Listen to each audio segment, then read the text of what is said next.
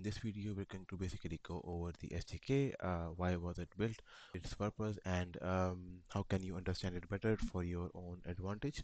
SDK, meaning Software Development Kit, is being built by Imperia and currently being improved. This was built to create a seamless communication bridge between the experience and the UI, and also to basically easily embed your experience, implement listeners and dispatchers for your UI and your experience, and then also send analytic events. So getting started with it is the embedding part, which you've already covered in the last video. To go deeper into the init function, we need to go jump into the code base to explain how does all of this work. So let's just jump straight into it. So this is your init function, which is obviously the part of an object called Imperia. But one might wonder, like, how does Imperia operate, the Imperia object operate inside the Windows object scope? The way it's doing that is basically just attaching your Imperia object to your window.imperia variable. And you would be wondering, like, window has no variable called Imperia, but how does it gets attached very easy, that too in TypeScript? The way we are doing that is basically I'm just extending our window interface to include all of these four variables. And to talk about what is Imperia's own variable, we should go into the types. It has events that are to send to the experience and the UI. It has data elements which store any kind of data that is going to be used by the UI, and it stores that data by consuming it from the experience. Then there is the experience itself. This is just the information about your experience. There are MISC events that are unclassified. There are e-commerce events, just as adding to cart and adding to wish list or something along those lines, purchasing products. Then there is gamification, in which you have events that let you know whether the user has collected an item, if the game was about collecting items, or either the user has completed a game and something along those lines. Then there is integration, which is solely based on third-party integrations like Web3 wallets and other third-party integrations, maybe any AR VR integration. And then there is language, which is used to call events that let you change your language from the UI side. And then is there's a major function that kickstarts it all, is called init. So init basically has init options, which comprise of these things: ID, experience URL, UI URL, attach UI, organization ID, and all of these things that you can see being passed here. Some of the all of these are not compulsory, but the ID, experience URL, UI URL, and attach UI and organization ID are should be there. Although organization ID can be optional, it really depends on the user. So let's see how the init function works, right? When you call the init function, the first thing that it does is it sees whether the ID is provided or not. So I have a text experience right here, and you see I am giving it an ID called experience root, right? For example, if I didn't provide this ID and I comment it right here, right, what would happen is, you see it's giving me an error of the ID of the element was not provided. You need to specify the ID of the div you want to create the experience on. So the ID is very important to be passed, and this ID should always be the same as the div that we're passing below in the body tag to get the experience populated in. Then moving on, it also verifies whether your experience pattern is correct or not. So whether your experience is local, or you get it from a link which is generated by your creator tools on your dashboard when you publish your experience. Like, for example, if I come here and then try to mess up even my spellings and then refresh, you see it says the provided experience URL is not valid. It must end with an experience.html. So that is another error boundary. After that comes one of the easier parts of the SDK, you can say less important, is that populating the UI. In the UI population, we first get the experience URL and then store it inside window.imperia.data.ui.experience URL, so it can be later used by either UI Imperia's experience or even the SDK. Then we move on to getting a parameter called locale. Now this is really important because we have support for multi-language. So right now you see my locale is FR, and the welcome model title says collection title FR. But if I go and change this to EN, or not give one at all, so it falls back to EN, you say now it says welcome. The reason is that in my local experience which I'm testing, if you go into the data folder and see UI config underscore EN, the welcome model's title says welcome, and the FR model title says collection title FR. So that is how we are supporting multiple languages right out of the box. Then we have right now we have four kinds of files: custom models, info models, PDP models, and UI config. UI config is basically the information about all of your overlay, like your welcome model, your instructions, and then your menu overlay, and as well as this guy. Your PDP models comprise of all of the product models. Info models are just simple plain models to give information, and custom models are anything that you want add or work on from the SDK. For example, if I want to edit this into whatever I want and then read it on the UI, I can just do it like that. So we've provided it one extra JSON, so you can play with it if you want to. So let's get ahead. How are these populated? So I'm going to take an example of this guy for the UI config. When this function runs, what it does, it passes it your the location of this file. Basically, it passes it that file with your locale and then your function that needs to set that property. The reason we give locale is so we can infer what correct file do we need to parse. So when we open this function, you can see we get a data URL which is actually according to the locale, and we also get the en URL as well. And the reason we do that, for example, if you give a locale called GB, which is UK based, but it is not present here, right? So what it would do is, if the GB file is not present, it would fall back to en file, and then load that for the time being, right? And what happens when the file is loaded is that it passes that data to your retrieve function. So if we go to our retrieve function, which was this guy, we're just getting the file from here, the data from here, the JSON data, and then assigning it to a variable called window.empiria.data.ui.ui config, which in later can be used by either the experience or the UI. In this case, we're going to use it in the UI, which I am going to go deeper into in the next video when we go over the standard UI.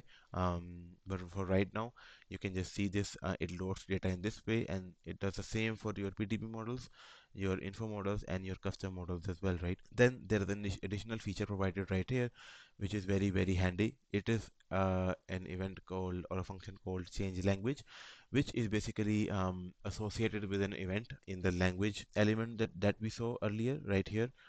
If I show you again, so it lives in this guy in the language one. Let me see if I can find it for you so I can explain it better. Yeah, you see language has a event called change language. When you would call this from UI, it calls this function, which basically lives here, right? What it does, it just gets a locale from you to ask for like what language do you want to convert to, reloads all of the files and populates all of the variables in the window.mpedia with the newer data. And then what it does is it lets the UI know by dispatching an event that your languages have been updated, and now you can refresh your UI or reload your UI to reflect that change, right? So that is how we are changing language from the UI and telling the SDK to update the file that we need to load, right? In the next part, we have our initialize config. This is just simply just adding values to variables that can be accessed by the UI. For example, your locale, market, and organization. You might need it on the UI to display what is your active language or active market, and what is your organization ID, right? Then there's initialize debug, which is just there for letting you know that on the UI that your debug mode is on or not. Then comes the most important part of the SDK, which is initialization of your iframe.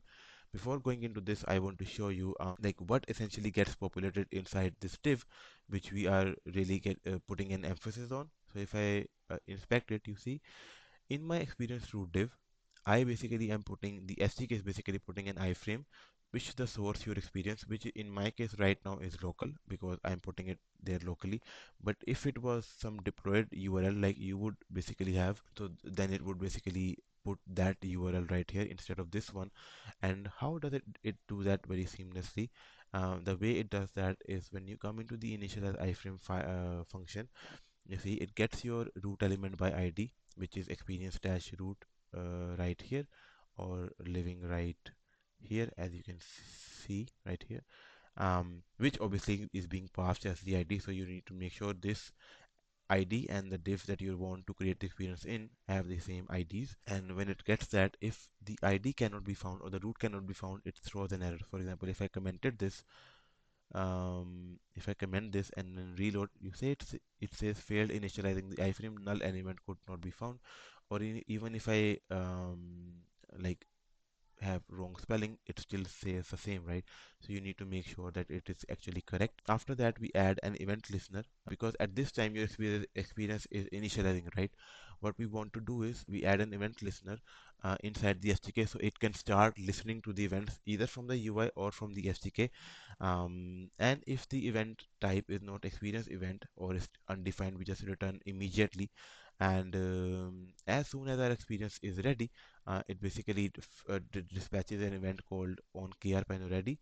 And how does it do that? If I go into index.html, then go into the actual experience file, as you can see, as soon as the experience is embedded, we fire an event called window.parent.post message, as it is pretty obvious that any element living inside this div, for example, your experience is right here, right? Your experience is right here.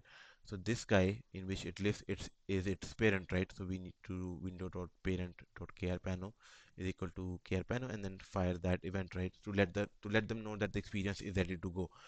As soon as the experience is ready to go, we populate our window.emperia.experience object with a new experience, which basically, I think we should open it in another file, which is basically just a very simple class which initiates your KRPan object, which controls every single property in your experience, and then the panorama object, and then we dispatch an event called experience ready experience event. This is just to let all of the other outwardly UIs or any platform that are trying to connect to this to know whether our experience is ready or not. After that, there is a dispatch function. So this one is quite simple. We have made it very simple.